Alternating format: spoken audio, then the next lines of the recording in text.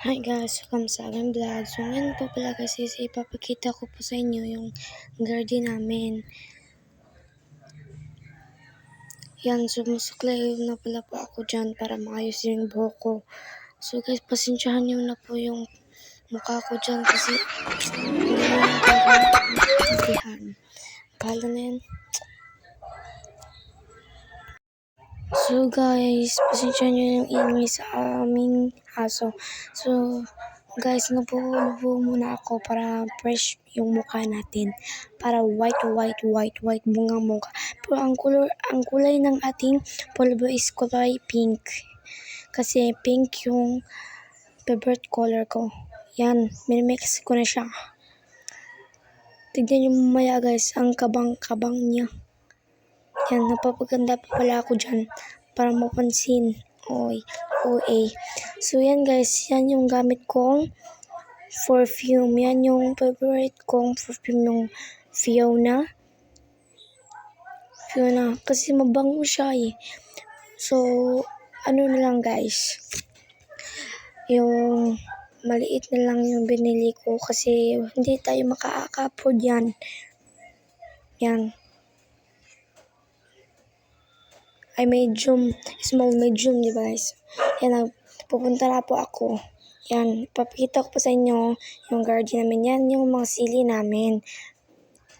Di ba maraming sili na title guys? Yan, dalawang sili, tapos mga talong. Yan ang aming mga talong. So, yan naman yung hindi ko alam tawag. Tapos may naman kami dyan guys, tangkong.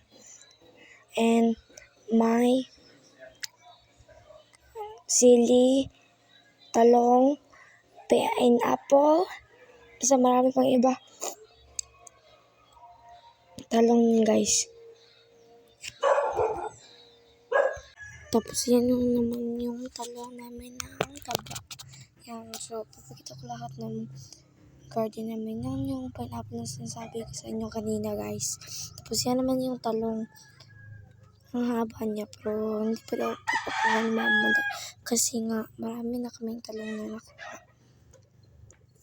Tapos yan naman yung alubati namin, tapos kamunggay. Tatlong kamunggay.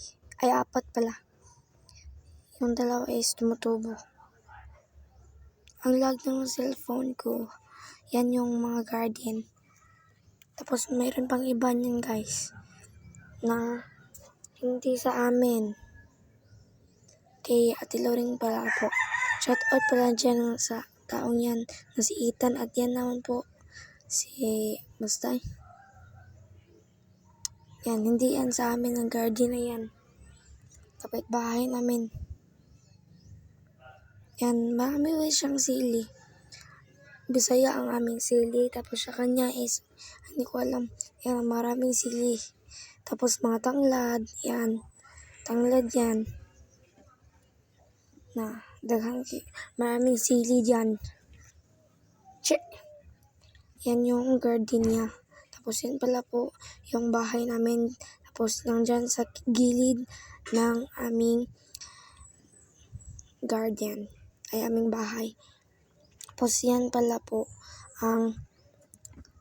tapos yan guys is kamunggay. Tapos harap namin ng bahay yun.